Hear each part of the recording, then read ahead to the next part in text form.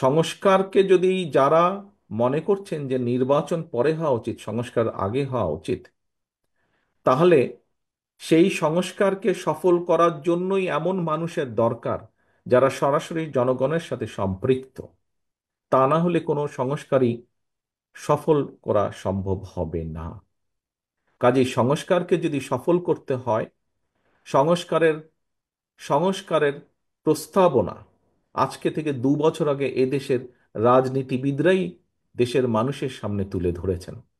রাজনৈতিক কর্মীরাই সংস্কারের প্রস্তাব এই দেশের মানুষের সামনে তুলে ধরেছেন।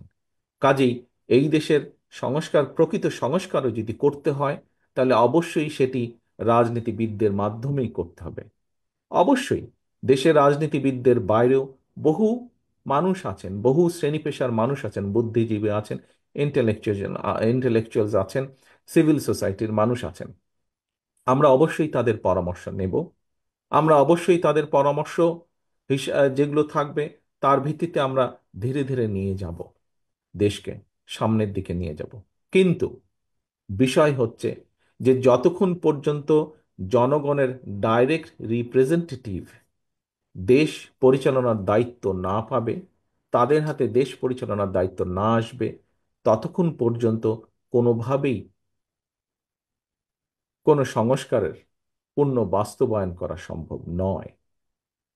কারণ যাদের সাথে জনগণের সরাসরি সম্পৃক্ততা আছে, তারাই একমাত্র জনগণের কথা তুলে ধরতে পারবে, তারাই একমাত্র জনগণের আকাঙ্ক্ষা অনুযায়ী সামগ্রিকভাবে দেশকে সেদিকে পরিচালনা করতে সক্ষম হবেন। আমাদেরকে যদি সামগ্রিকভাবে একটি বৈষম্যহীন থেকে আরম্ভ করে একটি গণতান্ত্রিক বাংলাদেশ গড়ে তুলতে হয়, তাহলে অবশ্যই এখানে সকলের পার্টিসিপেশন লাগবে, এখানে জনগণের মতামতের ভিত্তিতে পরিচালিত হতে হবে। আমরা আমাদের বক্তব্য জনগণের সামনে নিয়ে উপস্থিত হয়েছি। আমরা মনে করি অন্যান্য যারা আছেন তারাও জনগণের সামনে উপস্থিত হবেন। জনগণই ডিসাইড করে নেবে জনগণ কাকে দায়িত্ব দিবে তাদের দেশ পরিচালনার। জনগণের দেশ পরিচালনার দায়িত্ব জনগণ কাদেরকে দিবে। কাজেই এই বিষয়টিতে যত দেরি হবে, আমরা মনে করি, বিভিন্নভাবে ধারণা করি যে তাতে করে সমস্যা বাড়বে বই কমবে না। একটি বিষয় অনেকেই আলোচনা করেছেন, একটি বিষয়ে অনেকেই বলছেন ইদানিং, যত দেরি হবে নির্বাচনের, তত বেশি কিন্তু বিভিন্ন ষড়যন্ত্রের ডালপালা বাড়তে থাকবে। বিভিন্নভাবে সমাজের মধ্যে বিভিন্নভাবে কথাবার্তা, এখনই বিভিন্ন রকম কথাবার্তা আস্তে আস্তে ছড়াচ্ছে যে যারা পালিয়ে গিয়েছে এই দেশ থেকে, তারা এই দেশের মানুষের বিপুল পরিমাণ সম্পদ লুট করে নিয়ে গেছে। অবশ্যই তারা সেই সম্পদগুলি সেই ষড়যন্ত্রের পিছনে ব্যয় করবে। কাজেই দেশকে যদি একটি স্টেবল সিচুয়েশনের ভিতরে আনতে হয়, দেশকে যদি ঐক্যবদ্ধভাবে ধরে রাখতে হয়, দেশকে যদি একটি স্থিতিশীল অবস্থার মধ্যে ধরে রাখতে হয়, তবে তার দায়িত্ব অবশ্যই জনগণের হাতে ছেড়ে দিতে হবে। আমরা সকল সময় মনে করি এই দেশের মূল মালিক বাংলাদেশের জনগণ।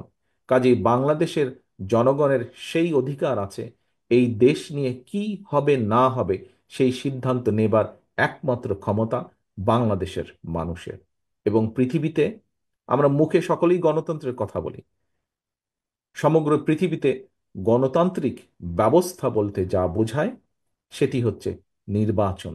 নির্বাচনের মাধ্যমেই জনগণ তাদের মতামত ব্যক্ত করে থাকেন।